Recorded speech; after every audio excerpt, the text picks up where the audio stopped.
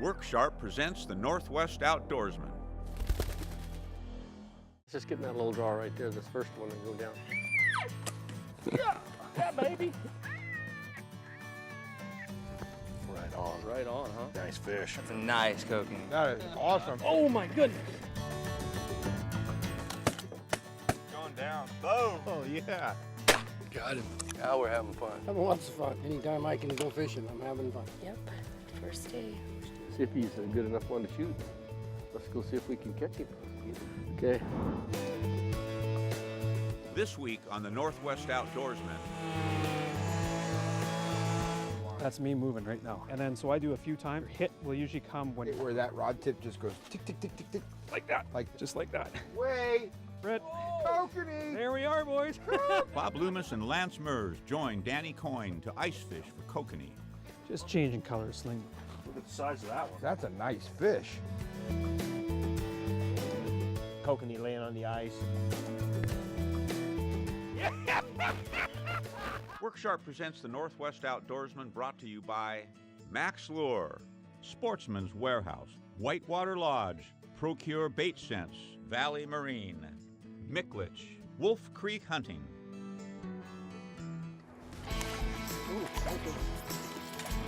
Popularity of kokanee fishing in the Northwest has increased greatly over the past decade. Social media forums and seminars are seemingly everywhere and provide anglers with tips, gear suggestion, and trolling techniques. But when many lakes freeze over, the kokanee fishing ends for most except for the hardiest of fishermen. Danny Coyne is an avid fisherman who doesn't let the ice stop his quest for these bright fish, as Bob Loomis and Lance Mers are about to discover.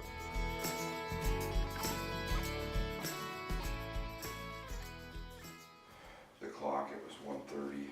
I thought it was 3. So we stayed with Danny Coyne, and Danny and I met through a show. And the first time I met him, we just immediately hit it off. It's like Christmas Eve for going fishing.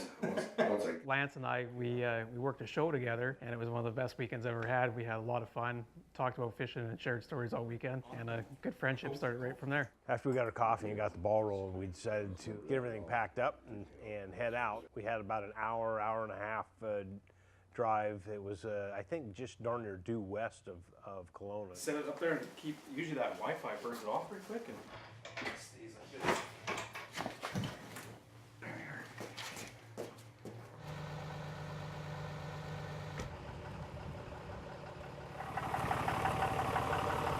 I'm hoping the roads are good going up there.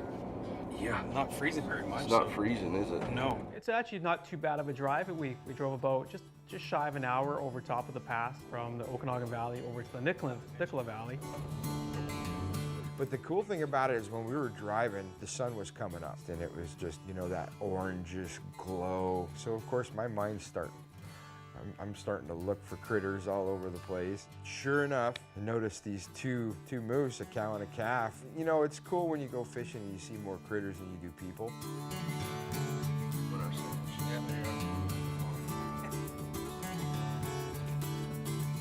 But once we got to Lake Alleyne, it was a beautiful lake.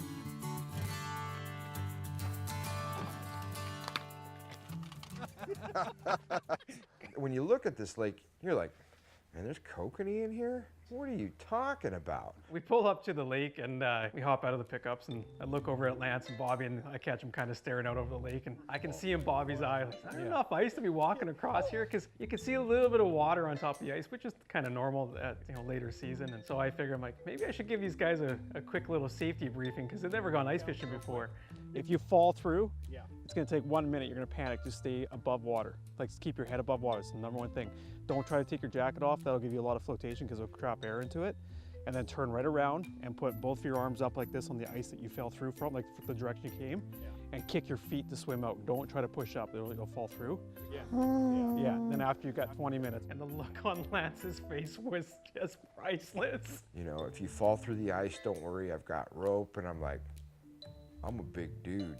Okay. Yeah, gives us a safety briefing, and now I really want to go on the lake. Yeah, just what I want to do is go walk out on ice, you know, lake 90 feet deep. Sure. I like it, the heavy sled.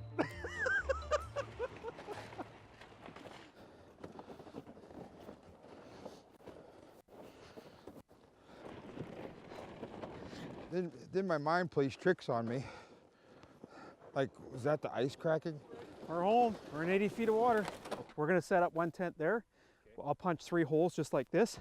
Sonar will go in the middle. You two will fish from one, and then I'll set up another tent right next to it. So when you're kokanee fishing through the ice, anything with some sort of a quick pocket that off a drop off, I find that that's really where they hold kokanee. Just like really where the spots that you're going to be fishing for kokanee in open water, you're going to be actually targeting those same areas during the ice.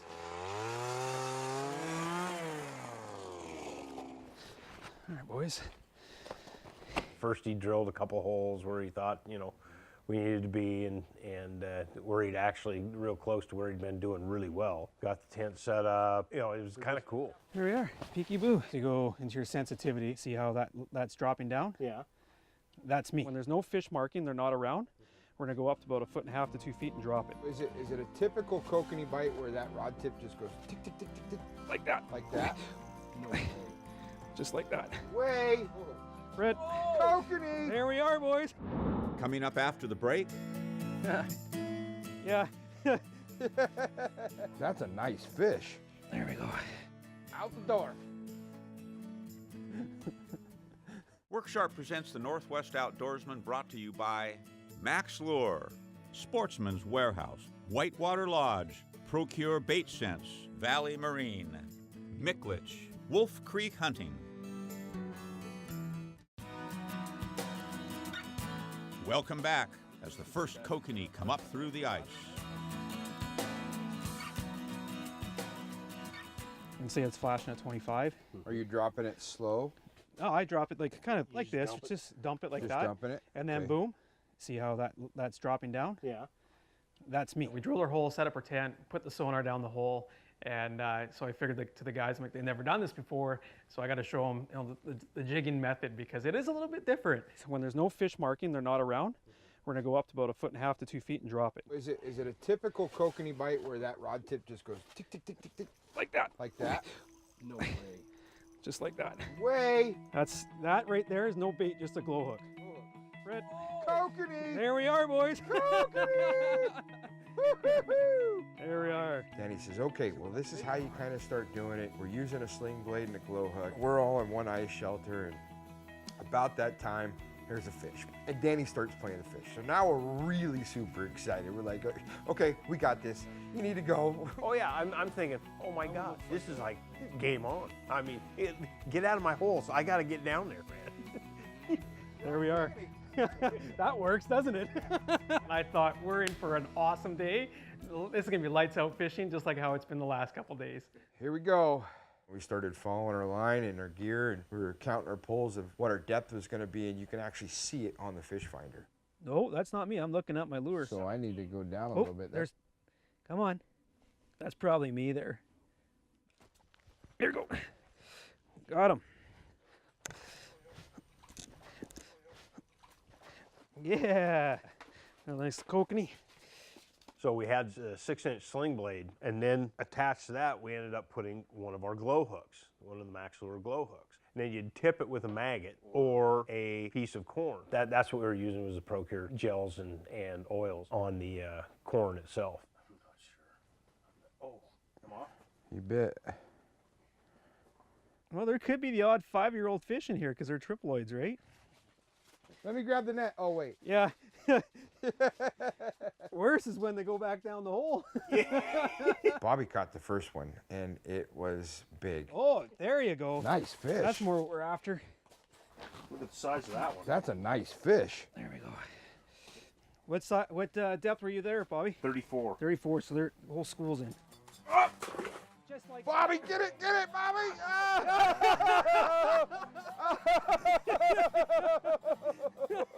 Oh man, you would have to bring that up, wouldn't you? Bobby can't get a hold of it. I'm like, don't lose it, don't lose it. Did you see the size of that one? I mean, I'm down there scrambling around trying to get that fish, and it's going between my fingers and flopping out, and then it goes, splunk, gone. good sized fish. Oh yeah, laughing, Richie's laughing, everybody's laughing.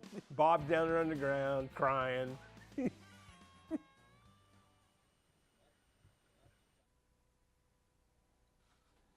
Any fish marking there? There's fish, I think, between 15 and 20. Just about there.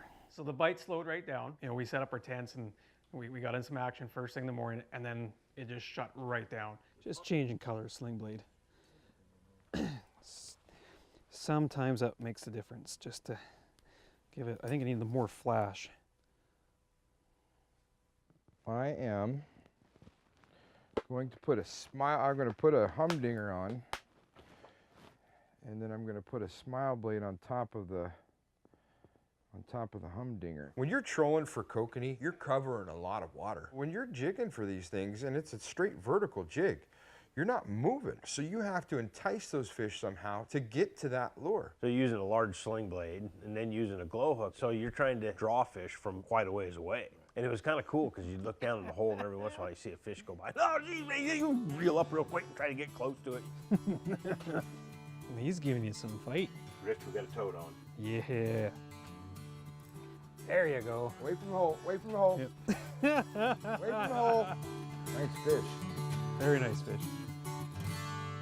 Out the door. So we learned our lesson throughout the day of bringing the fish up and leaving them on the floor of the tent. We would just unzip the tent and throw it out the door because that's the only way we could keep our fish from going back down. Right on. That was what, 40 feet? Yes. Yeah, deeper today. So as soon as the fishing kind of died down inside the tents, Danny actually went out with his auger and drilled 6 additional holes in different places.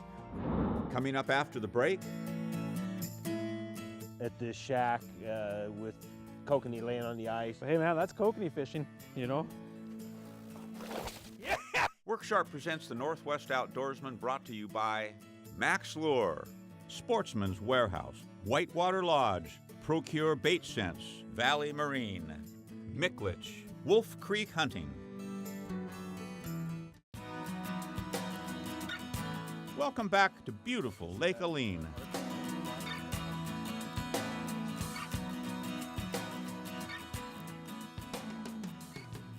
So as soon as the fishing kind of died down inside the tents, Danny actually went out with his auger and drilled 6 additional holes in different places.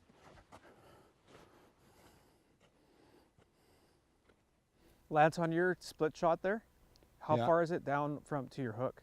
I usually go like 2/3 of the way down. Oh yeah? Well, it just died. After, sitting in there looking at your hole for about 2 or 3 hours, finally you have to get up and go outside, and then we started dinking around drilling holes, in different areas. Figure out what water depth or where I want to be. I kind of start at 15 feet, fish a little bit, go down another 5 feet, fish a little bit. Helps kind of cover the water column to see what hits. And we had to work hard to locate the fish.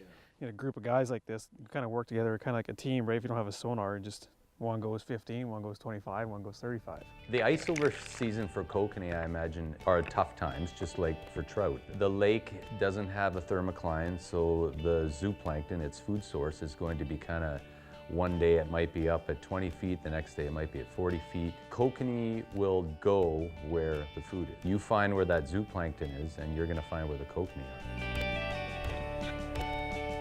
Every kokanee we have is a sockeye originally. I mean, they came up from the ocean as a sockeye salmon, and some, for some reason or other, got landlocked. In most interior lakes in British Columbia, if they're not triploid or sterile fish, they will live between 2 and 5 or even 6 years on some occasions, and go to spawn just once. The eggs incubate over the winter time. Usually fry swim up starts out of the gravel, and they out-migrate down the creek in April, May, even early June. Alleyne Lake, they for years, the provincial biologists, the managers of the lake, had a heck of a time trying to get a good fishery. So they experimented with kokanee to try and do something about that, trying to increase catch rates and attract more anglers. And the word's getting out now that, hey, this is a good fishery, a good kokanee fishery. Yeah. Come June, July, and they're just going to be footballs once that plankton starts to bloom, eh? Yep.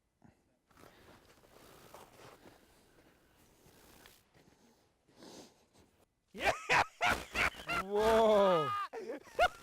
Sure enough, within a few minutes, I get bit, and I'm reeling up. The fish comes off. I'm like, no! And I look down. The thing's actually sitting there swimming right towards the hole. I reached on down and I just scoop it up and fling it out of the hole, and I was just so ecstatic because finally, 2 hours after no fish. Two within 3 minutes. Found the school. All right, let's get some more. Oh, it was gorgeous. You always have a good time, you know, telling stories and making fun of each other. And I mean, it's so serene out here. Not seeing people, fishing with good people. The sun was shining, the birds were chirping, you know, there was a slight breeze. It was just, it was quiet, it was peaceful, and it was absolutely beautiful.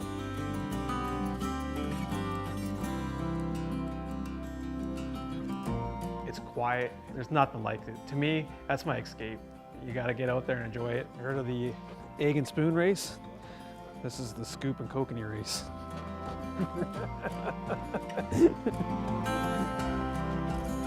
Yeah, not bad. So we got some on the ice today, man. Yeah, exactly. Danny said, you know, generally it doesn't fish real well, you know, after this point. Let's go ahead and pack up and get out of here. There's nothing better than eating what you caught or killed that day. We decided that with the fish that we caught, we came up with the recipe with some of our Herod's Cookhouse seasonings. We make kokanee crack. It's actually deep fried kokanee. Oh, lemon and dill seasoning, which is absolutely phenomenal. Everything's going on really quick, and all of a sudden we have this beautiful just spread. Yep, just like our own coffee. That's how you get rid of the bone. Oh, wow. I can see how you're addicted to this. I know, right? There's no other way to make kokanee. Exactly. I remember taking my first bite, and I look over at Bobby, I'm like, no way. He's like, yeah, it's that good. And I'm like, it is that good, Bobby. I don't know whether it was just that long of a day and we were really hungry or that fish was that good. Maybe it's both. It was an excellent dinner. And you know what? We're all sitting around the dinner table and the camaraderie, that just wrapped up the day so perfectly. Coming up after the break, Fish, fish, fish. Nice. Want the net? Yeah, we forgot the net in the truck. Oh, nice. Worksharp presents the Northwest Outdoorsman, brought to you by Max Lure, Sportsman's Warehouse, Whitewater Lodge, Procure Bait Sense, Valley Marine, Micklich, Wolf Creek Hunting. Welcome back to the final day of kokanee fishing.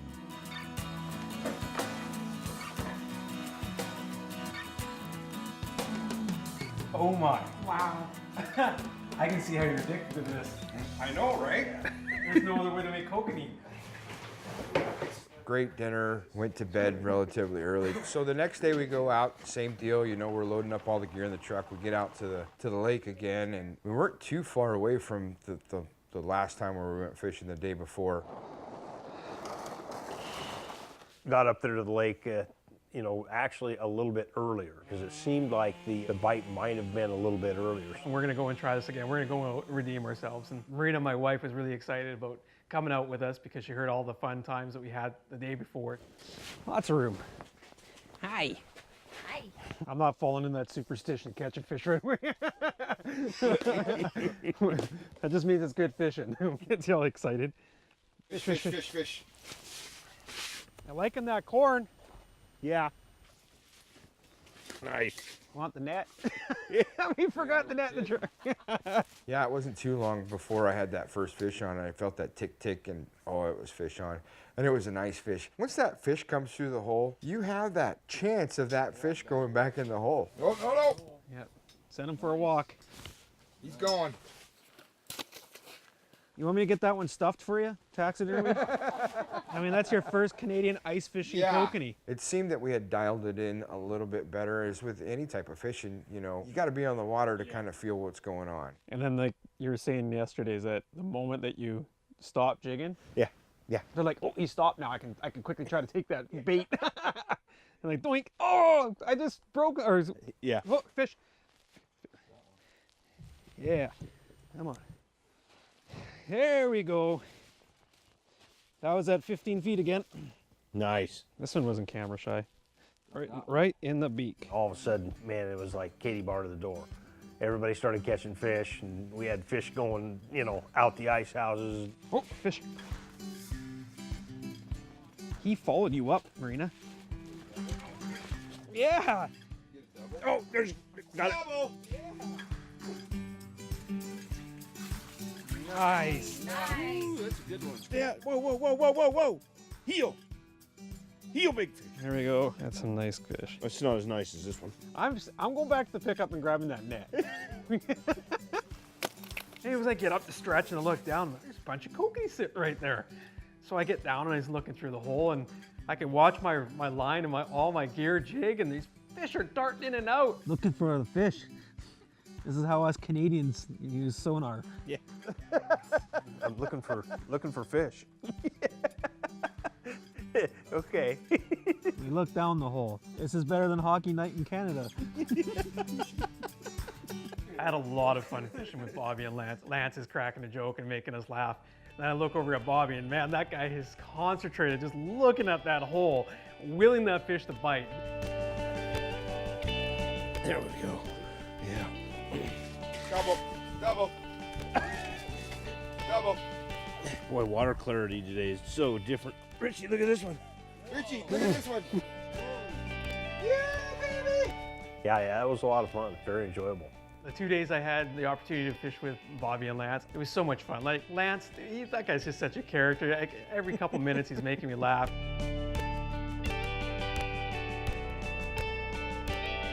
That was probably one of the better trips that we've been on. It was fantastic. I can't wait to go back up there and fish with Danny again.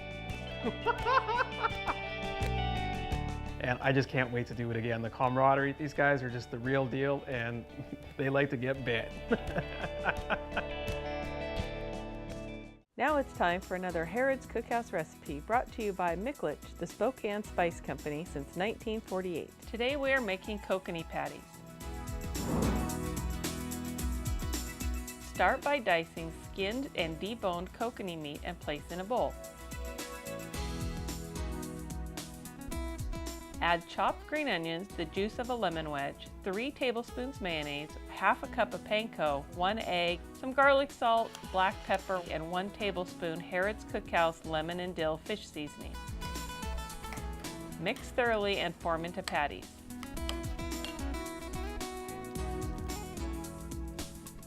Cook in hot oil until golden brown on both sides. Serve with tartar sauce and enjoy. Delicious.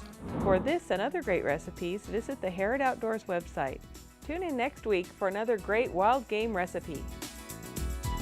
It's not known because we haven't actually taken otoliths and aged them, which is a piece of the ear in the brain cavity of the fish that we can put under a microscope and tell how old they are.